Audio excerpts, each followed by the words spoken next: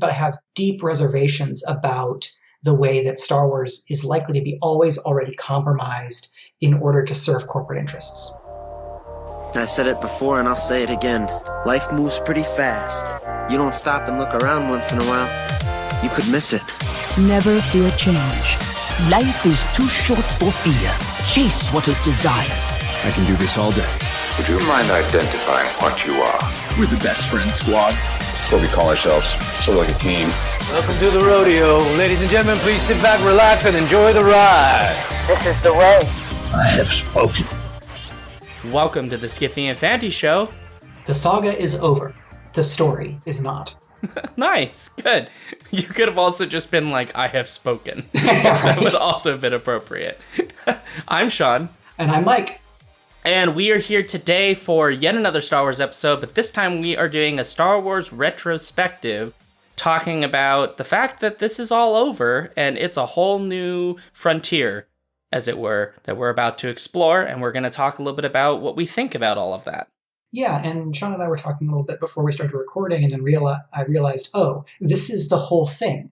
We are trying to talk through how we feel about where Star Wars is and kind of where it's going, because Sean mentioned, and I'll reiterate for everybody, with the saga over, there's a lot of opportunities, but Lucas does not seem to be interested at this moment to going beyond the timeline of the saga. Instead, this big project that was announced for like a multimedia book thing, The High Republic, is hundreds of years earlier. It's not Knights of the Old Republic era like in Legends, but it is a prequel thing. So the timeline isn't advancing.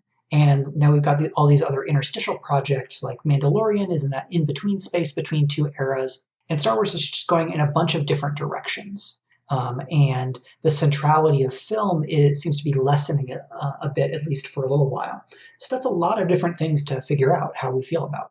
Yeah, absolutely. So I guess before we kind of dive into specific projects, we should maybe start with how we feel about Star Wars as it is in this moment. Because at the moment of our recording, Clone Wars Season 7 has just sort of started. There's only like I think an episode, I think, is out. Mandalorian Season 1 has concluded. We have, obviously, Episode 9 is done. And there's another season of Rebels coming this year, I believe this year. So we're sort of in this like moment where the saga has just ended.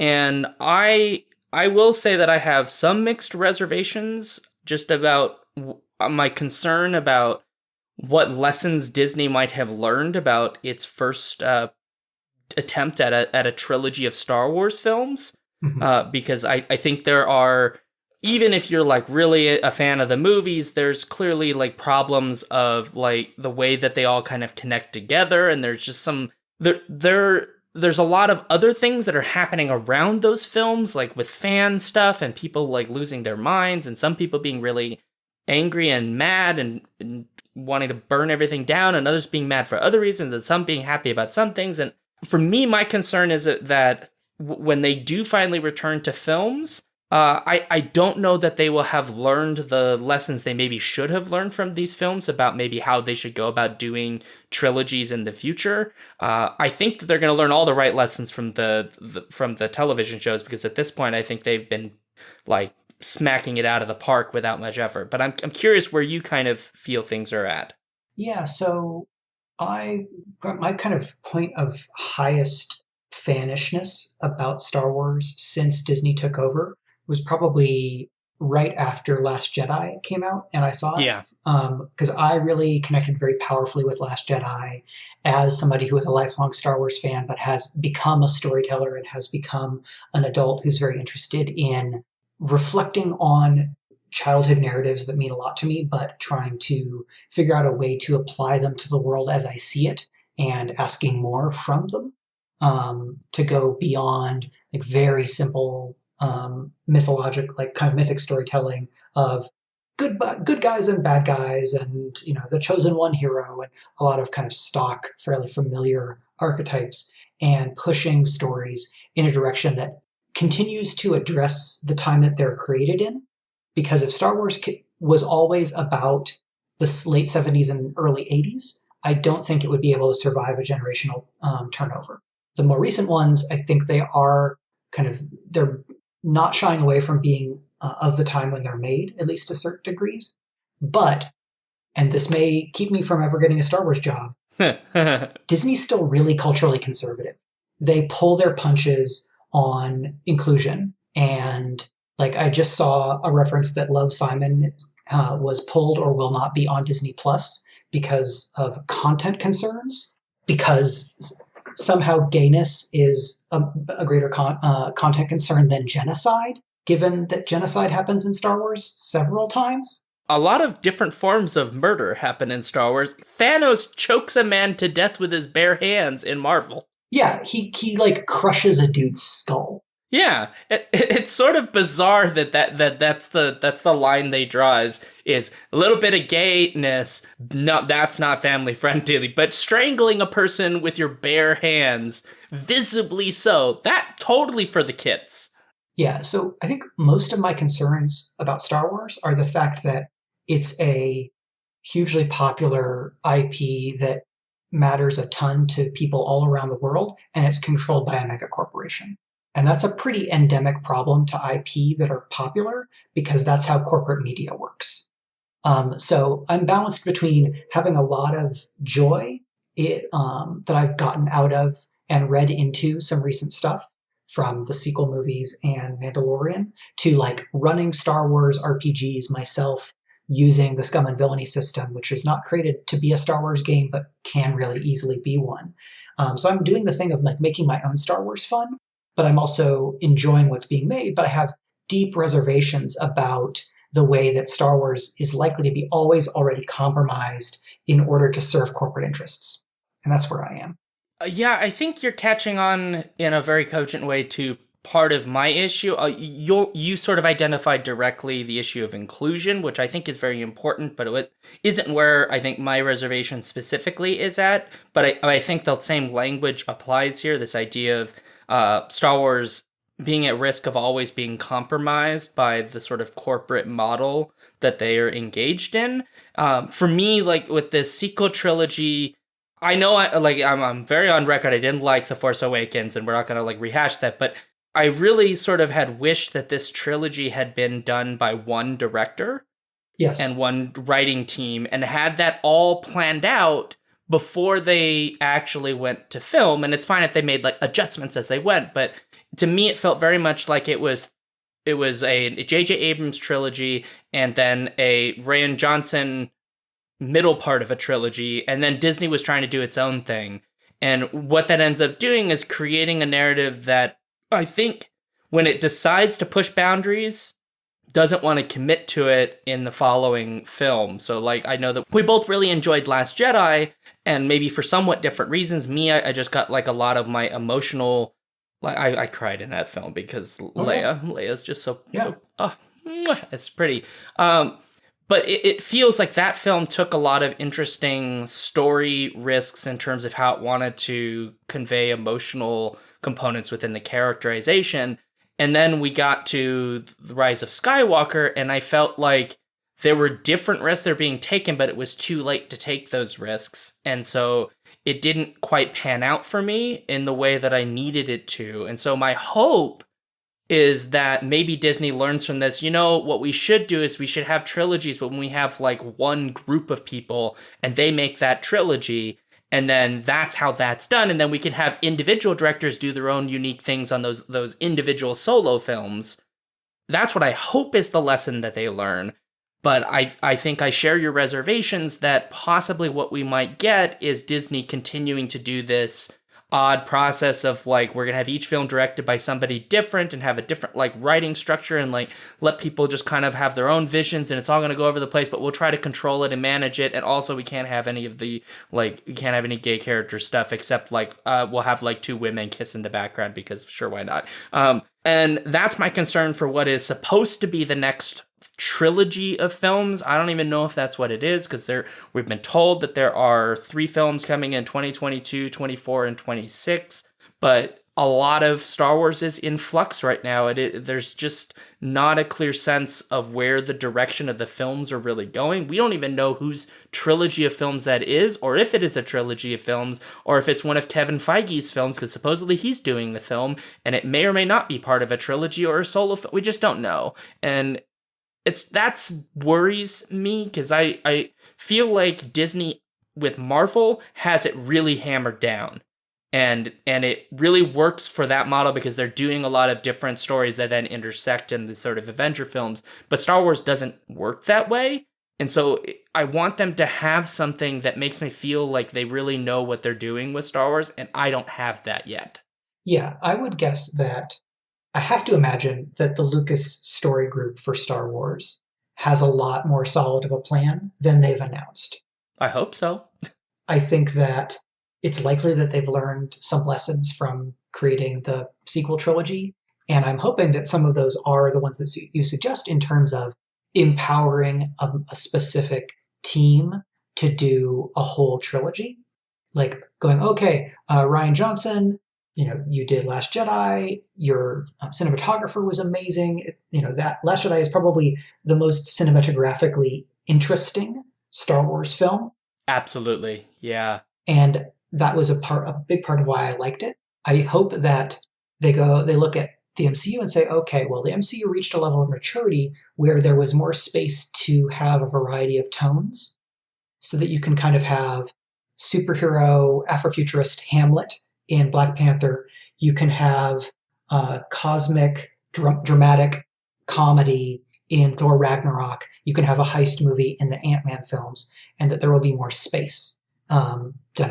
Because Star Wars.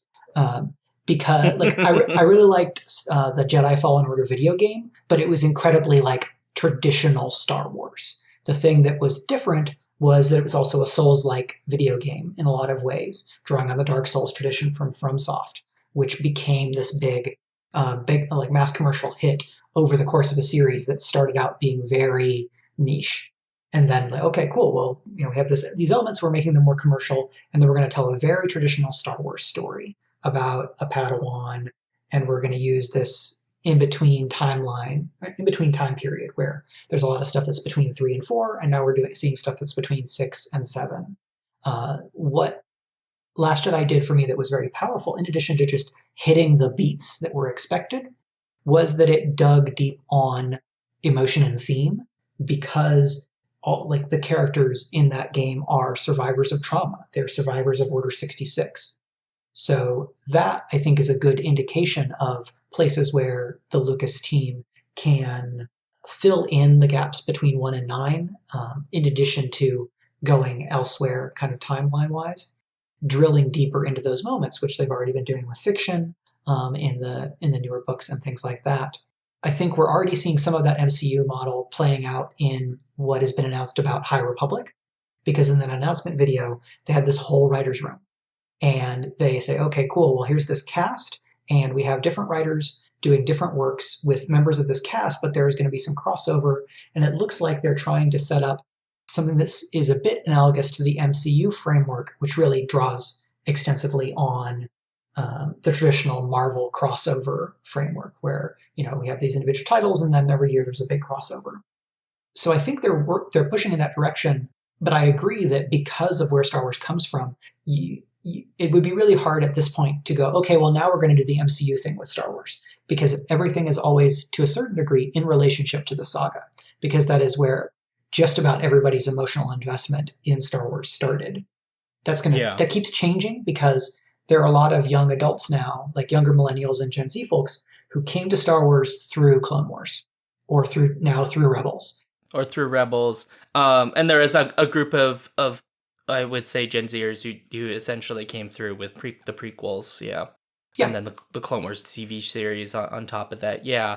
I mean, I hope so. I mean, a part of me kind of, when I was listening to what you were saying, was thinking that, gosh, wouldn't it be nice if when they make a new trilogy, every time they do a new trilogy, they also bring in the other media properties and say so instead of it being like the other stuff was so indebted to the Skywalker saga. Well, now we have like this trilogy of like, this is Bob's trilogy, and then we'll have a bunch of stuff that kind of like deals with that world, and then like, well, we're done with that. We'll go on to a new trilogy that's past that somewhere, and then we'll have a bunch of stuff that connects with that. Because I one of the things that you kind of said a little bit earlier, which is a thing that I guess a little bit worries me, is in the way that Disney is being a little bit conservative, in the way that Star Wars has always been very conservative, is that it is going to the High Republic, which is this period that is previous to Phantom Menace by a few hundred years, but is still like very much linked up to all of the same saga stuff we're used to, and in still doing a lot of the filling in the gaps that Star Wars transmedia storytelling has always kind of done. And I don't know what these films then are going to do, if the films are going to exceed Episode 9 and just say like, we're done with that, we're going to tell whole new stories, or if we're just going to continue to fill the gaps. Because I think most Star Wars fans would admit that the gap filling was a problem for the Legends continuity, because at some point it becomes unwieldy and creates issues, both in terms of continuity problems within the novels themselves, but also creates problems for the poor authors who are trying desperately to find like their little thing, their little niche to kind of write in, and also make it not violate the existing continuity or rules of Star Wars. And one of the things that I think is really beneficial for Disney is that because they took out Legends, or they turned it into Legends and said, this thing is great, we love it, but we can't work with that, we're going to sort of borrow pieces from it, but do our own thing, is that now that the Star Wars saga is done, they have an open canvas. They could literally do anything at this point. They could make up something so completely outside of anything we've thought of as being absolutely central to Star Wars, and say, we're going to tell these totally other stories about these characters that have nothing to do with any of this other stuff.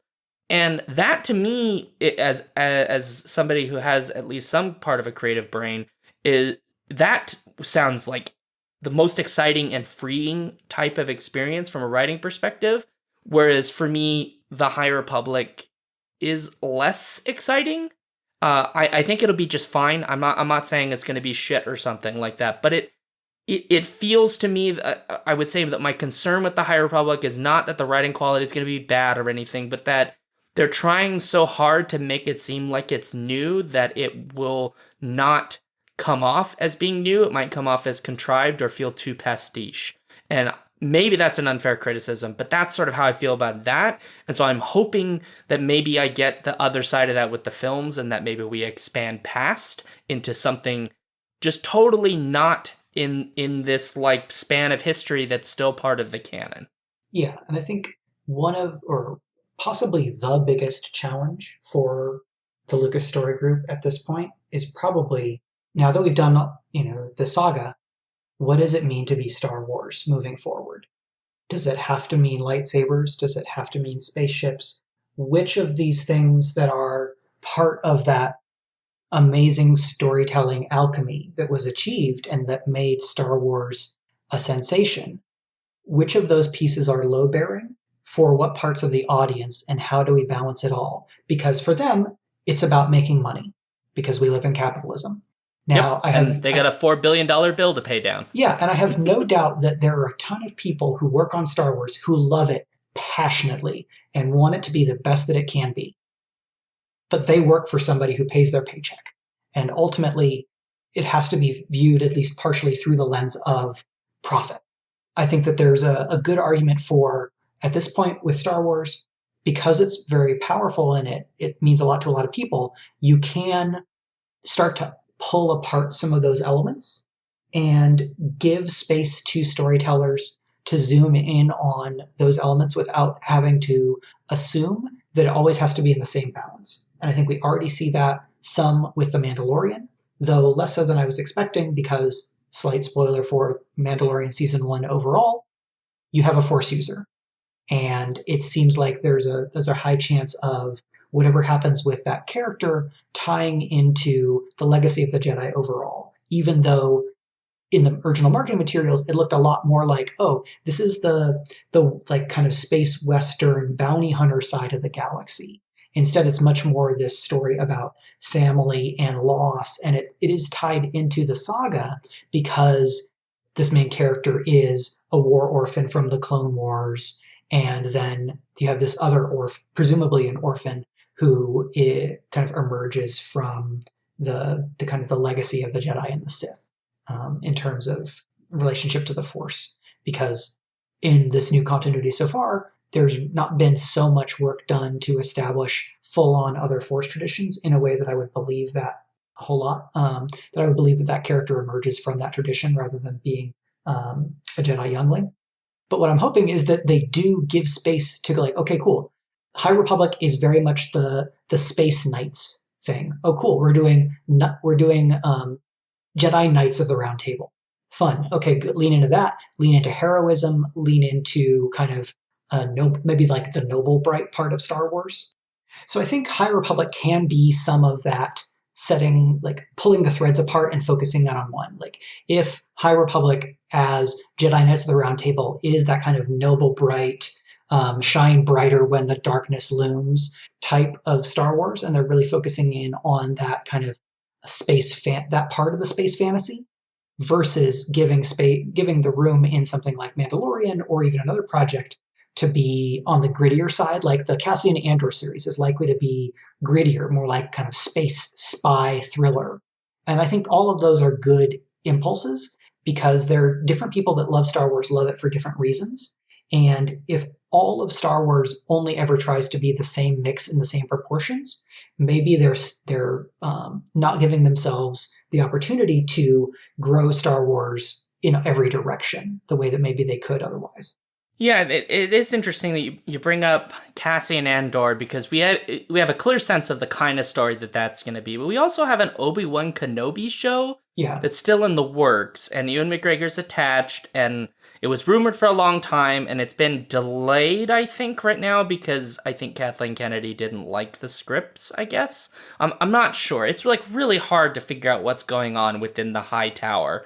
But it's interesting because a lot of the shows that we've got is exactly as you said, right? It's sort of very much tied in with the classic, especially the classic trilogy, and in the intervening period between that and this sequel trilogy, and a lot of stuff tied into the Clone Wars stuff. And it does feel like Disney has currently hemmed itself in within like a 400-year period of Star Wars, roughly. And that leaves them open to tell a lot of different kinds of stories, but it doesn't necessarily leave them with the kind of creative ability that they might have if they weren't indebted to having to make those tie-ins. It's a weird way, like if we go back to the Marvel model, like the Marvel model does a really good job of like tying films together, and by like leaving little references and things that kind of link other films to each other. But that's because there's something about the way that Marvel is intentionally it's a borrowing off of comics, and that's what comics are doing. There's lots of this in the comics, so it makes sense that the films borrow a little bit of that. But Star Wars isn't that. It's not really been that model, and so it doesn't quite make sense to constantly have that model. This sort of comic book style where we're like constantly doing crossover and intermediating between all of these narratives. So for now, I think it's going to be fine. I mean, I'm not saying that any of this is going to fail. The High Republic, the books are probably going to sell fine. I think they're going to do just great. I think all these stories are probably going to be good. Maybe some of it's hit or miss. But I mean, like Mandalorian Season 2 is going to be great. Cassian Andor, I can't imagine that's going to be terrible. But I want different. I like the stuff that's different in The Mandalorian. I just want, like, more of that. I want more of that, like, that freeing. Like, Jon Favreau, like, it feels like they, like, told him, like, you know, this, like, idea of, like, how you want to tell stories in this, that sounds like a lot of fun. Go for it. And that's what I think I need to see more of is, like, a little bit of that freeingness of like, people writing and telling stories in Star Wars where it's clear that the passion that we've kind of talked about is there. Yeah, and I think there's been kind of a range of, if you think about, you know, Mandalorian or Solo or Rogue One, each of them has had a certain amount of like absolute value from the zero that is the original trilogy. like in tone or in content or something. Everything is kind of defined in relationship to the original trilogy because it's that crux, it's that crucible that everything came from. It's the load-bearing weight, as it were. Yeah, like it's the galactic center of fandom of Star Wars. Yeah. So I think one of the questions is going to be how at what rate does the story group allow that absolute value to grow in terms of things getting farther away from that zero. High Republic seems like High Republic is more distant from the original films than Solo or Rogue One or Rebels or Mandalorian, but it's not as much it's not as different from the original trilogy as Knights of the Old Republic was in Legends. Yeah, because there's that amount of distance with KOTOR that you don't quite have for the High Republic. The High Republic, I feel like there is a line at which at some point it has to start to explain how it becomes Phantom Menace, period. Right, because there are characters alive in High Republic who will still be alive in the original trilogy. Like Yoda is probably in his prime at this time, or he's like maybe coming out of his prime. If he's 800, 900 something years old by the time he passes away. That's right. In Return of the Jedi. Chewbacca will be born at this time. We'll get to see him as a teenager. Right. Or like something on Kashyyyk will be relevant, and we'll have an adventure with like Chewbacca's dad or an uncle or a mom. Or Lumpy. Or a grandparent or something. I think one of the most important things for High Republic is going to be creating a character who is as memorable and is embraced to the degree of somebody like Ahsoka Tano. God, yes. Because Ahsoka is, by all reports, the standout character from Clone Wars. And her relationship with Anakin does so much work for a lot of people in terms of making Anakin's fall feel earned in a way that the original films did not. So that's one type of character and narrative work. But I think for High Republic to feel like it has earned a place on the shelf of Star Wars in terms of like mythic level storytelling and developing the IP, some of those people in High Republic are going to have to become the Ahsoka Tano or that level of affection for some readers. That's going to be some young readers, some older readers, some readers who maybe come into Star Wars having seen the movies but not being too invested in them, but then they read the books or the comics and that becomes their thing, in the same way that, as we mentioned, the people for whom Clone Wars is really the Star Wars that they connect the most with. And I think if Lucasfilm is bringing that mentality to what they're trying to do with High Republic, of like, oh, we need to do a good enough job with this that there are people for whom this can be mostly what Star Wars means to them. I'm hoping that that's the way that they approach it, because I think that is the most likely to create a Star Wars that will feel like it is going to be sustainable generation on generation. Because I would hope that High Republic becomes like the thing for somewhere between 3, 5, and 10 years. And maybe a few years into High Republic, they launch some other thing. Like, cool, here is a setting and a premise and a locus in time, and then we're going to do a bunch of stuff around it. And it may even be useful to have those different offshoots not care about one another in terms of continuity. And for this, I'm thinking about something like DC's Elseworlds, because one of the advantages that DC and Marvel have as like the big two superhero continuities is that they've all been rebooted a zillion times. And the reboots can be a problem and they can be helpful, but they've rebooted so much that a lot of superhero fans, and I would count myself as one of them, have gotten used to the fact that the continuity doesn't have to line up and that they can enjoy things that are from parallel continuities and they all still feel like Marvel or all still feel like DC. And that may be the next step for Star Wars. Maybe that's new projects that get considered to be legends. It's not that same continuity as the old Legends Expanded Universe continuity, but it's, oh, this is a thing and it's Star Wars, but we're not trying to fit it in with this other thing we're doing. Oh boy. I feel like that Star Wars fans are like a sensitive bunch. Right, but in 30 years, Star Wars fans will be talking about a different group. Yeah, I'm not convinced that Star Wars fans will be able to put up with a Star Wars continuity that has narratives which don't necessarily adhere to it and aren't trying to. I get the impression that a lot of Star Wars fans are just going to reject that. But then again, I could be wrong, and like, I don't know, maybe we will have like the Yoda Obi-Wan buddy cop movie we've always wanted. Like, anything could happen, I suppose. Yeah, I don't think it's going to be too likely that Star Wars is going to get weird in a real way compared to something like, oh, we folded Howard the Duck back into the Marvel Universe. Oh, God. Like, that type of stuff is probably not likely. We're probably not going to get a hard-boiled Yoda and Obi-Wan detective story that feels so tonally distinct. We're probably going to get stuff that's more within that small absolute value range. Yeah. Or things that are entirely separate sets of characters, and that then, because it is distinct in time or in space, that will get to have a different zero value and then its own range. Maybe. You do know that Howard the Duck is in Endgame, right? Oh yeah. Yeah, okay. But just like, making sure. Howard the Duck is a tonal violation for several chunks of time in the Marvel Universe.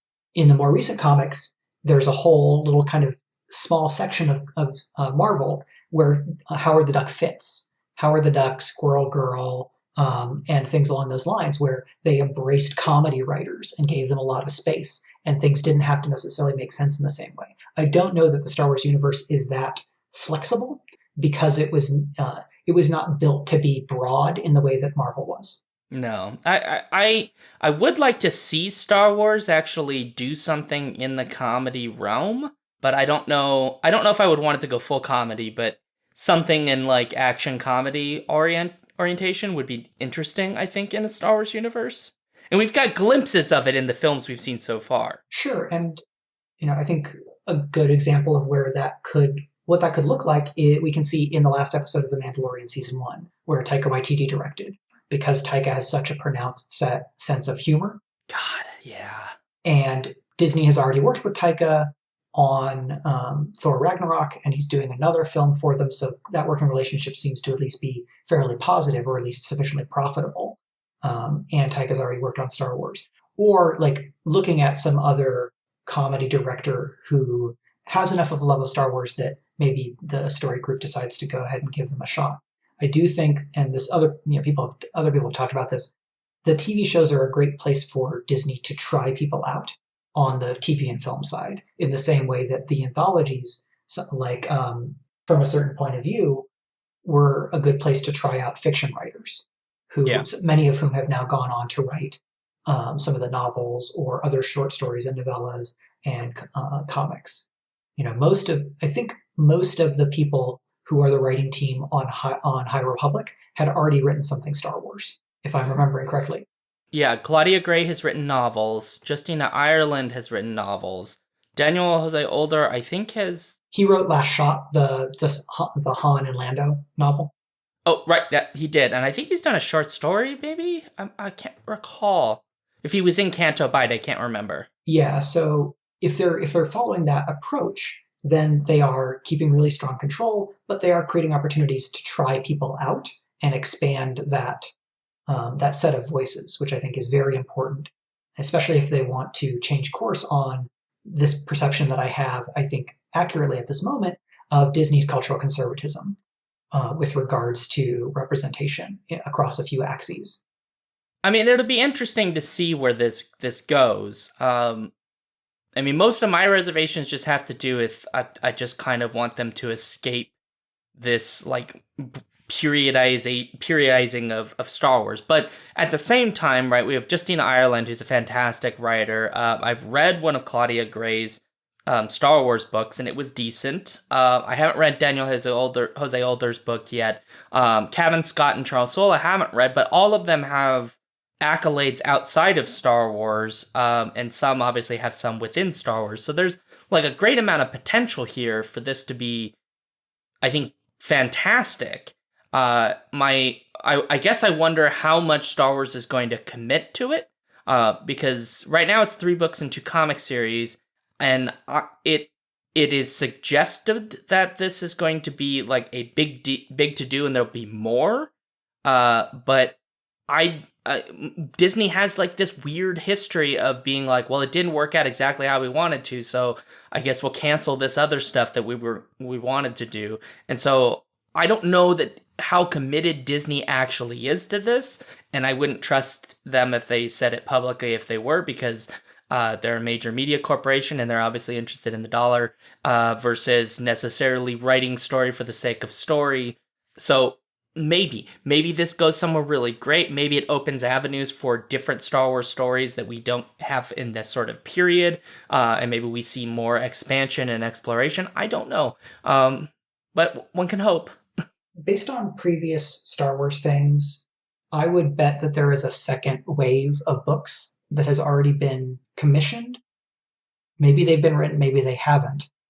But Disney is more than big enough where they can basically spend the money to be ready to scale up, but then just cut losses at a moment's notice if something isn't taking. So they could have paid for a second set of 5 books, but then they're waiting for August. And if these 5 books come out in, August, September, or whatever, and they're doing well, cool. We already have stuff in the pipeline. Yeah. And then, some person in sales or business development or whatever probably has the timeline of here's when we're going to check. And then based on that, we're either going to send the second wave of books into production, or we're just going to can them. If the approach is, as you say, that like holding very close to the chest approach. Because I have to imagine that if High Republic takes off, there will be a TV series in that timeline, and there will be a bunch more books. That would be very interesting because I don't recall that Star Wars has done it that way. Yeah, I mean, Clone Wars is really an offshoot from the Star Wars prequels. And then obviously the sequel trilogy, while it may borrow some elements that exist in the Legends universe, it's meant to be not borrowing really from anywhere. So there's this sense that even like with the Star Wars shows we have, like Rebels, I think is its own unique thing that has no, I mean, it may now have connection within the books, but it was not a book thing first and then became a TV show. So if this is the direction they go, that to me would be very interesting, and it would suggest that many of these same writers may end up working in Disney's other media arms for Star Wars, which would be, well, I think that could be really, really interesting, because I can imagine, like, Star Wars is as someone who's read the books, we're using this term conservative a lot, but I would say conservative in terms of the style that it accepts as the style of Star Wars. In terms of the writing style. And so there's a certain like grouping of styles is sort of allowed within the way that Star Wars is written, and that's largely meant for a mass reading audience. It's meant for the broadest possible reader, for at least for the adult novels. I haven't read any of the books meant for younger audiences, so I don't know how those measure up. But if that in the films we're getting, or at least the television, I think we have more opportunity to see the voice of the writers in a way that we don't always get in the novel versions. So, like, Mandalorian, for me, would be the prime example of that, is some of those episodes that are directed by different people and have different writers, they really show, like, yes, there's obviously a Mandalorian-like thematic that's across all of them, but there are clear differences, right? The last episode with Taika Waititi is fantastic. The Bryce Dallas Howard episode has its own sort of narrative voice, and those become, I think, very visually clear, which I don't think that the novels always show. Yeah, and I think, because I recall there being some backlash to Chuck Wendig's Aftermath novels along the lines of style, because I think he maybe brought more of a pronounced writing style to Star Wars than had been as common beforehand. Because Aftermath they weren't the first new canon novels, but they were still pretty early within that time frame. So I think Disney may have some evidence, some contradictory evidence in the kind of the timeline that they've owned Star Wars in terms of how much stylistic variation they feel the audience tolerates. So I'm not sure exactly when they will or won't open up a bit more room for people to be able to come in with their own style versus really encouraging people to write toward that already established stylistic range that you identify in terms of very kind of mass market commercial adventure fiction. Yeah, I mean, wouldn't it be nice if we got a Star Wars, like, literary Star Wars? Yeah, and like I'm mostly an action adventure writer, so I don't mind so much because I also like reading that. And of course, it would be great to get to write Star Wars if I haven't shot myself on the foot in the foot already by having opinions about it. Well, Chuck Wendig only got pulled off after he pissed off a very specific fan base, but he'd had opinions about Star Wars, I think, all the time up to that point. It was just, I think, there's a coordinated campaign because he said some political things and that just like annoyed a certain group. But at the same time, that's a problem that Disney has been really, I would argue, not very good at addressing, which is that there is a fan base that is, I would argue, regressive and abusive, that does not have Star Wars' future really at heart, and they're really just trying to control. And there's I think High Republic kind of gives me a hint that Disney is trying to tell us that, like, we're not listening to them. Like, we have a specific type of Star Wars fan in mind, and that Star Wars fan is not the regressive fan. But at the same time, Disney is not very good at sort of publicly defending against that kind of stuff and saying, like, this is not what we want this to be. This fandom needs to be inclusive and friendly and open. And yeah, I don't know. A part of me, like, I would also love to one day write for Star Wars, but I feel you on the, like, is being critical the thing that could possibly shoot you in the foot? And I hope that that's not the case, because, like, I think it's very clear both of us are, like, giant fanboys of Star Wars. We love this world, this universe very, very much. And so the criticism is us trying to make sense of our experiences of something from outside. Like, we're not in the writing room. We're not in the like Star Wars boardroom meeting. Like, we're not at the making of the film or the cutting of the film. We're not at any of those financial meetings. And so we're taking what information we have and what knowledge we have and lots of guessing and speculation to try to understand something that from the outside just doesn't always make sense, or it comes off to us as one way when it may mean the other. And so I don't know. Yeah. Right. And like, having worked for a company where I wasn't in charge, there were times when I said my piece about something. I made it clear that I had a very specific perspective about what should happen, and I wasn't in charge. So the company did a different thing. And unless I wanted to lose my job, I didn't get to say anything about it, because that's how companies work. Sure. So there could be lots of people in the kind of Star Wars part of Disney overall who agree entirely with your read in terms of dealing with regressive fandom, and were overruled for any number of reasons that are just as complicated, or that are exactly as complicated as you talk about. So I absolutely wouldn't intimate that nobody inside Disney is talking about that. There almost certainly are. And I would have to imagine that one of those questions is, how big is that regressive audience? And do we care about turning them off of Star Wars entirely? Versus, what can we do where they will still buy Star Wars, but we don't feel like they dominate the community such that they drive out other people who will cost us more money? Yeah. Because ideally, from the perspective of capitalism, you want all of the customers. And if you have customers that are mutually exclusive, you just try to keep them separate from each other. Yeah. I mean, it's also like Disney probably has lots of data. Oh, yeah. That most of us just don't have access to, or at least it would require a lot of time on our part to get that data. So maybe they've crunched the numbers and they've made that as a data-based assessment.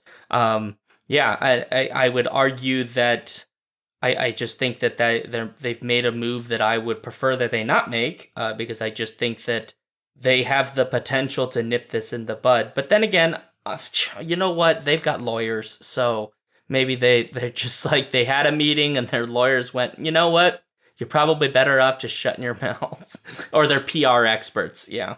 Yeah. Because looking at the kind of header graphic from the High Republic, I would say that it is not unreasonable to read two of the characters in the front row as being white and male, but I would read a good 4 or 5 of those characters as probably female.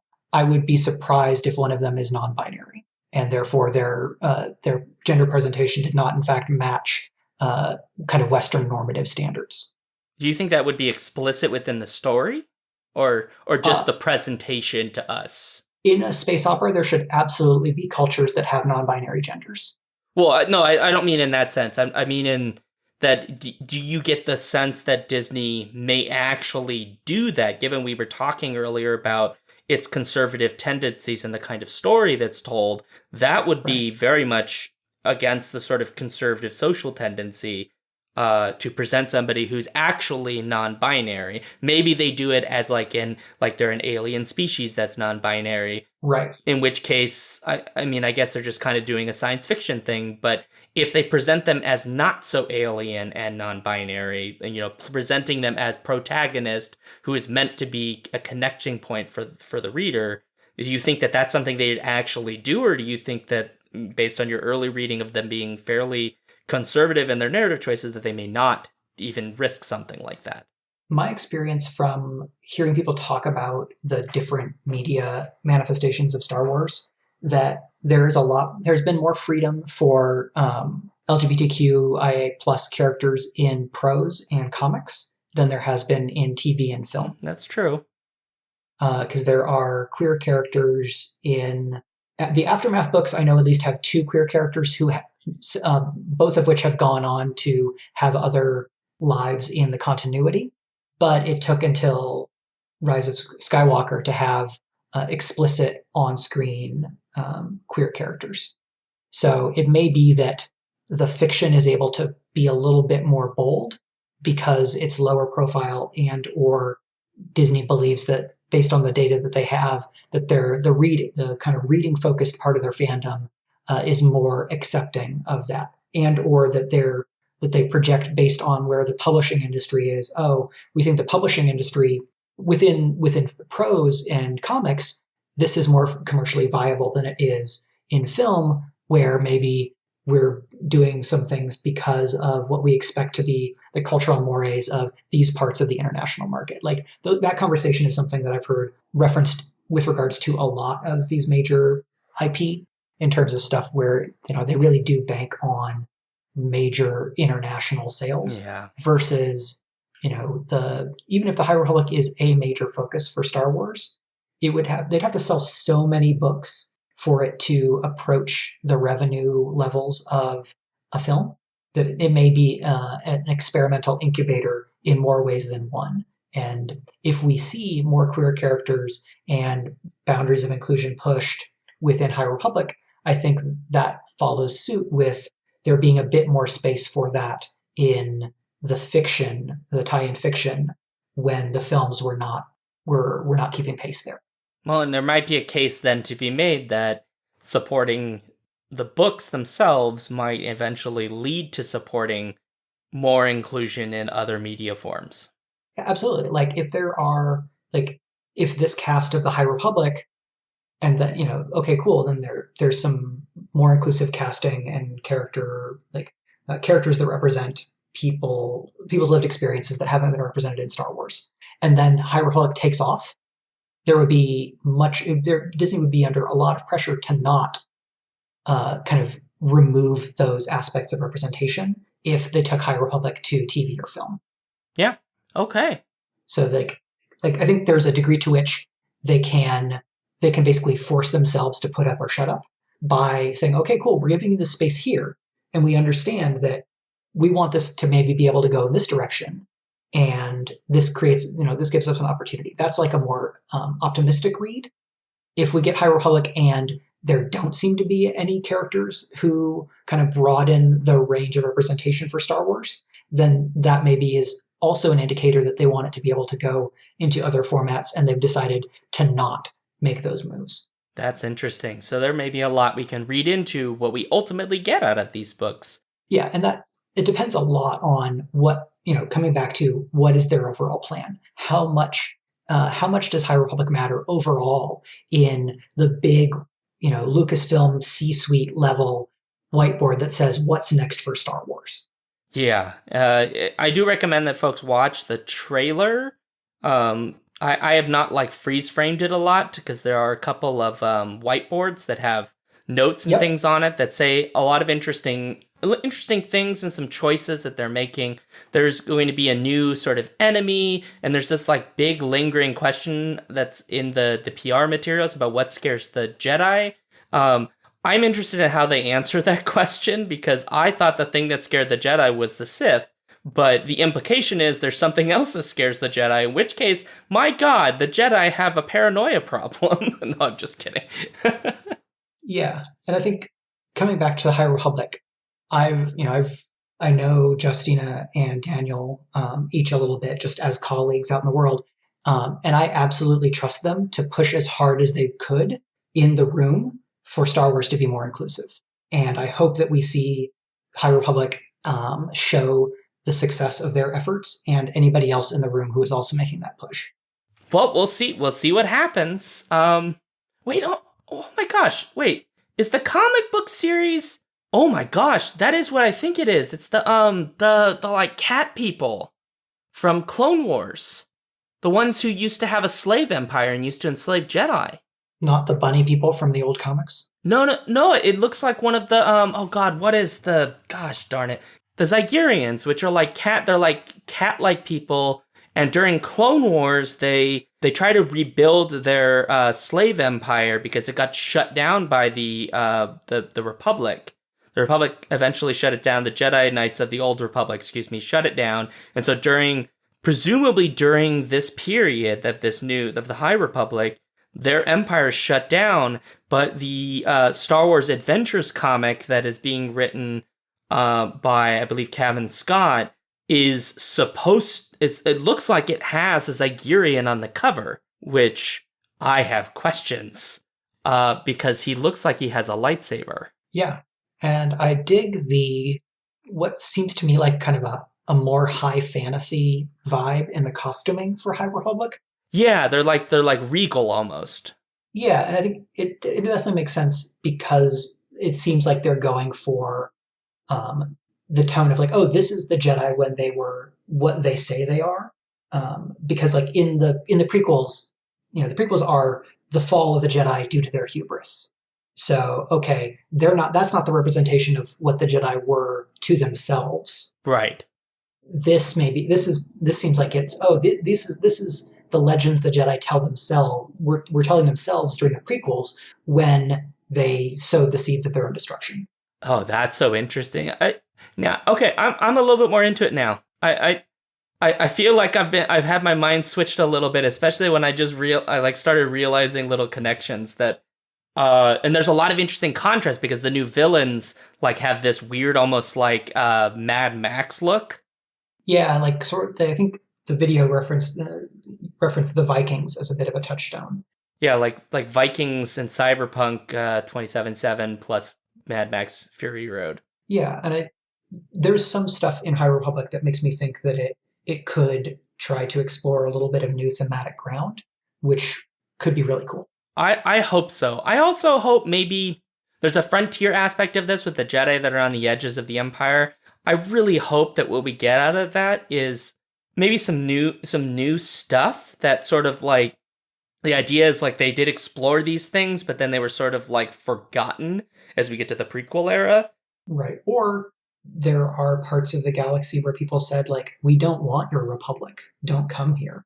Ah, that would be interesting too. Yeah, there's potential here. There's potential to really tell cool stories. I just really hope that that's what they do. That's, I think, what it comes down to.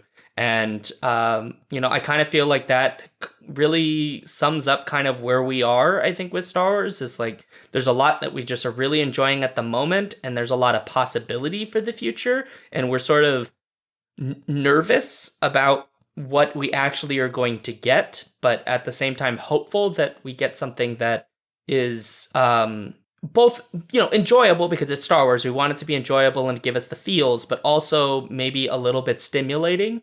Instead of being sort of more of the same. Yeah, I think that's pretty much my read. I would probably be more nervous about, or I'm likely to be more nervous about whatever the first project that's announced set after Episode 9 is going to be. Yeah, because I think for a lot of fans, that's probably going to carry so much emotional weight, and I think it would certainly carry a lot for me. Not that I don't have space for the High Republic, especially if there's characters I connect with, or some of that thematic exploration.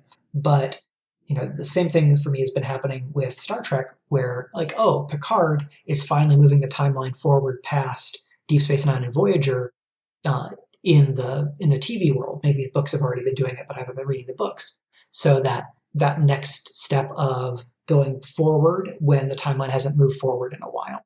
Yeah, I am with you there. I definitely am nervous about the film trilogy. I think I'm more nervous about it because of some of the stuff we said before, because Benioff and Weiss were pegged and then they bowed out, and supposedly Rian Johnson is still doing it, but it's unclear. It's only their release date's only 2 years from now, 2.5, I guess you could say. And that's not really a lot of time. And I just feel when they bought Star Wars and then they finally announced, we're doing more Star Wars, it was clear they're doing Star Wars that's continuing this story. But because we have nothing to work on from this other than it's going to be 3 films coming 2 years apart from each other, that does really worry me.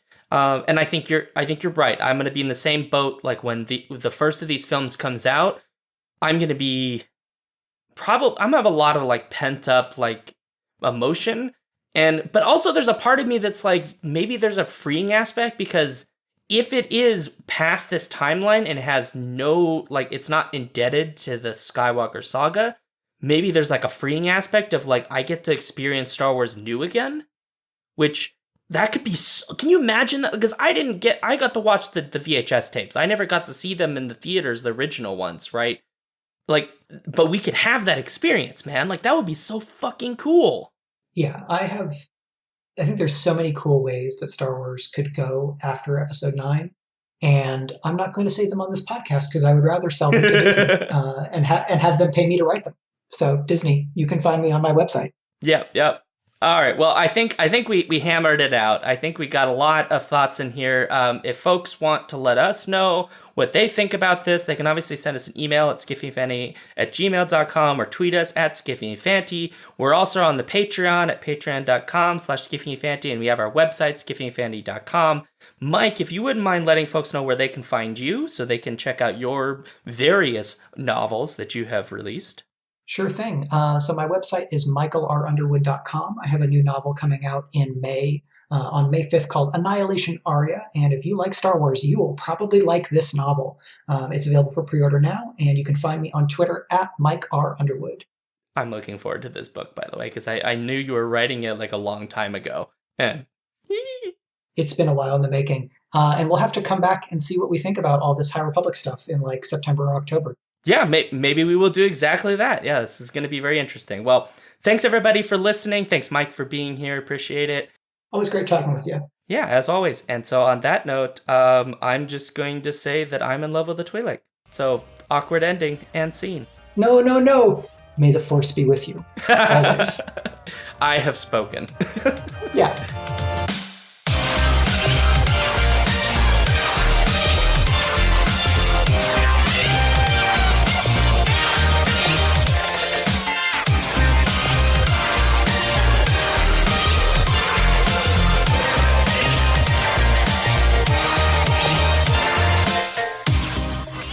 If you would like to support this podcast, you can do so at patreon.com/skiffyandfanty. You can also find us on our website, skiffyandfanty.com, and on Twitter at skiffyandfanty. If you'd like to send us an email, you can do so at skiffyandfanty@gmail.com. The music for this episode comes from Sphere by Creo. You can find out more about their music at freemusicarchive.org.